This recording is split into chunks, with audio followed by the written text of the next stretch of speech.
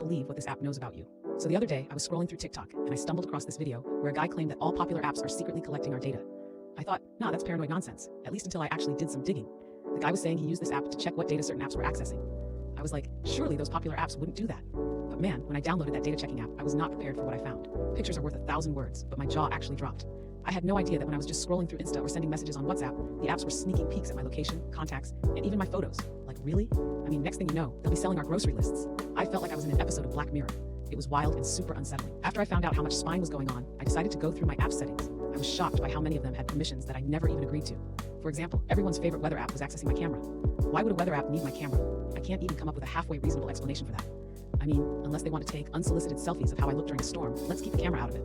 And then there's TikTok, which tries to convince you that it's all about those dance moves and cute pets.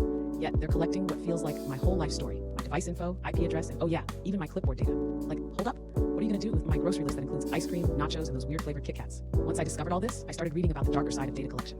Apparently, big companies are paying handsomely for our data, and it's often sold multiple times before it even gets to them. It's like our personal information is some kind of secondhand market, and we're completely clueless about it. Now, I'm stuck in this mind-bending conundrum. Live off the grid and go back to 2006 vibe where I'm sending text messages on a flip phone, or keep dealing with these apps that I can't deny are super convenient. Honestly, guys, I'd love to know how you feel.